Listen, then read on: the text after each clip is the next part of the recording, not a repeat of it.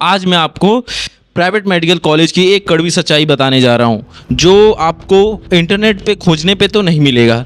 तो मैं आपको उस रियलिटी के बारे में बताने जा रहा हूँ जिसका आपके लाइफ पे आगे इम्पैक्ट पड़ सकता है या आपके पूरी फैमिली पे इम्पैक्ट पड़ सकता है। तो सबसे पहले बात करते हैं, ये जो रियलिटी है ये है क्या? ये है फ़ी इंक्रीमेंट। फ़ी इंक्रीमेंट क्या है कि प्राइवेट मेडिकल कॉलेज क्या करता है कि हर साल कुछ ना कुछ फ़ी इंक्रीज करता है या हर 2 साल पे अपना फीस इंक्रीज करता है। तो जैसे फीस इंक्रीज करना एक आम सी बात है कि हाँ कर लो, लेकिन वो एक कंट्रोल वे में होनी चाहिए। लेकिन कई प्राइवेट मेडिकल कॉलेज क्या है, वो 4 से 5 लाख रुपए पर ईयर अपना जो फ़ी है वो इंक्रीज कर रहे हैं, और जिससे क्या होता है कि आपकी फैमिली पे भी प्रेशर पड़ता है, आपके लाइफ पे भी प्रेशर पड़ता है, आपके एजुकेशन पे भी प्रेशर पड़ता है। कि हाँ, अगर मान लीजिए एक आम फैमिली है जिसको एक प्राइवेट मेडिकल कॉलेज से एमबीबीएस करना है, लेकिन वो अपना एक बजट बना के रखे हैं कि हाँ मुझे इतने बजट में मेरा एमबीबीएस कंप्लीट हो सकता है। लेकिन अगर किसी कॉलेज ने फ़ी इंक्रीज़ कर दिया, 3 से 4 लाख रुपए मान लीजिए इंक्रीज़ कर दिया, मान लीजिए किसी कॉलेज का आप जिस कॉलेज में एडमिशन लिए हो उसका फ़ीस पर ईयर 12 लाख रुपए था, लेकिन उस कॉलेज ने 4 लाख इंक्रीज़ कर दिया सडनली, तो आपका उस साल का तो बजट तो ख़राब हो जाएगा और आपके आने वाले साल का भी बजट ख़राब हो जाएगा, जिससे आपको बहुत सारी प्रॉब्लम फेस करनी पड़ सकती है, आपकी पूरी फैमिली उसके कारण इम्पैक्ट हो सकता है। तो इसके बारे में हम बात करते हैं। अब अगर आपका स्कोर 250 से 400 के बीच में है रहने वाला है, तो यूपी आपके लिए एक बहुत अच्छा ऑप्शन रहता है। आपके लिए ही नहीं, अगर आप किसी और स्टेट के भी हैं, यूपी के छोड़ के, अगर यूपी को छोड़ भी दें तो आप किसी और स्टेट के भी हैं, तो यूपी एक अच्छा ऑप्शन रहता है, क्योंकि यूपी एक ऐसा स्टेट है जो एक ओपन स्टेट है। किसी भी स्टेट का बच्चा यहाँ पे अप्लाई कर सकता है। गवर्नमेंट सीट के लिए नहीं कह रहा हूँ मैं, प्राइवेट मेडिकल कॉलेज के लिए बात कर रहा हूँ, तो अप्लाई कर सकता है। यहाँ पे कोई भी डोमिसाइल का क्राइटेरिया नहीं है। तो अब बात करते हैं कि अगर आप यहाँ पे अप्लाई कर सकते हो तो बेस्ट है। यहाँ पे 60 से 70 75 लाख मैक्सिमम में आपका एमबीबीएस कंप्लीट हो जाता है। लेकिन अगर आप जाते हैं किसी और स्टेट में, जैसे बात करते हैं हम लोग कर्नाटका, केरल वगैरह साइड में, तो वहाँ पे मैनेजमेंट कोटा से अगर आप एडमिशन लेना चाहते हो तो वहाँ की सीटें क्या होती हैं, मैनेजमेंट कोटा की सीटें वहाँ की थोड़ी कॉस्टली पड़ती हैं और महंगी पड़ती है, जो एक आम आदमी अफोर्ड नहीं कर सकता है। तो सबको ये सपना होता है कि हाँ मैं एक यूपी में सीट लूँगा और यहाँ पे मैं प्राइवेट से एमबीबीएस कर लूँगा। अब यूपी में टोटल 31 मेडिकल कॉलेज हैं जो प्राइवेट हैं और कुछ माइनॉरिटी हैं, टोटल मिला के 36 हैं, लेकिन ये 5 जो हैं ये माइनॉरिटी मेडिकल कॉलेज हैं। कुछ बात करते हैं लास्ट ईयर की, मैं बात कर रहा हूँ। लास्ट ईयर देखो टोटल मिला के 31 मेडिकल कॉलेज सीट हैं प्राइवेट की, माइनॉरिटी को छोड़ने के बाद। 16 कॉलेज ऐसी थी जिसमें फीस बढ़ा है, ठीक है। 15 ऐसी कॉलेज थी जिसमें फीस बढ़ने को नहीं देखने को मिला है। लेकिन अब आप लोग सोचिए कि अगर जो 16 कॉलेज हैं वो फ़ी बढ़ा चुके हैं, तो वो तो चलिए ठीक है, अपना मैनेज कर लेंगे सब कुछ। लेकिन ये जो 15 कॉलेज बचे हैं जिनका फ़ी लास्ट ईयर में नहीं बढ़ा है, तो वो कम फीस पे पढ़ाएगा नहीं, तो वो भी तो अपना फ़ीस इंक्रीज़ करेगा। तो मान लीजिए अगर वो फीस इंक्रीज़ करता है, 1.5 से 3 लाख इंक्रीमेंट करता है, आपके सीट पे प्रभाव पड़ेगा, आपके कटऑफ पे भी प्रभाव पड़ेगा।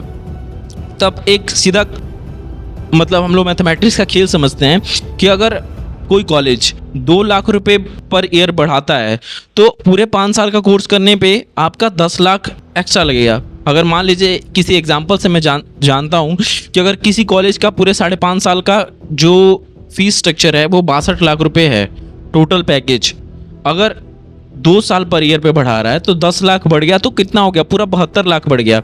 72 लाख हो गया तो और भी आपका थोड़ा खर्चा इधर उधर, मिसलेनियस चार्ज और एग्जामिनेशन फी, ये सब इंक्लूड करके 78 से 80 लाख पहुंच जाता है।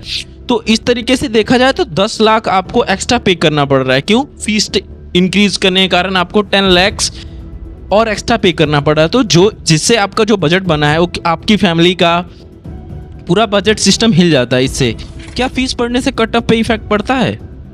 जी हाँ, फीस बढ़ने से कारण कट ऑफ बहुत मतलब इफेक्ट पड़ता है। क्यों पड़ता है कि मान लीजिए कोई कॉलेज प्राइवेट मेडिकल कॉलेज है, उसका फीस स्ट्रक्चर कम है, तो सब उसी में एडमिशन लेना चाहेंगे।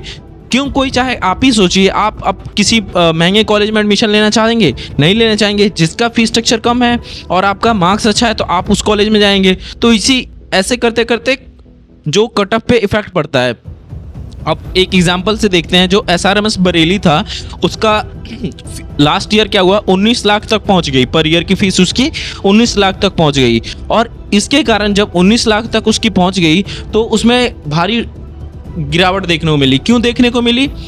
जब ये 19 लाख तक पहुंच गई तो इतना जब पहुंच गया तो ये मान लीजिए अप्रॉक्सीमेशन लगा के मैं चलता हूँ कि 1 करोड़ तक पहुंच गया आपका बजट, ठीक है। तो कोई 1 करोड़ यूपी में खर्च करने से बेटर सोचेगा कि मैं कर्नाटका वगैरह चल जाऊं, मैं वहाँ पे पेड सीट खरीद के मैं वहाँ पे पढ़ लूँ। तो इस तरीके से क्या हुआ था कि एसआरएमएस बरेली का कट ऑफ 304 305 तक भी लोगों को अलॉट हुआ था। लास्ट ईयर की बात करते हैं, ठीक है।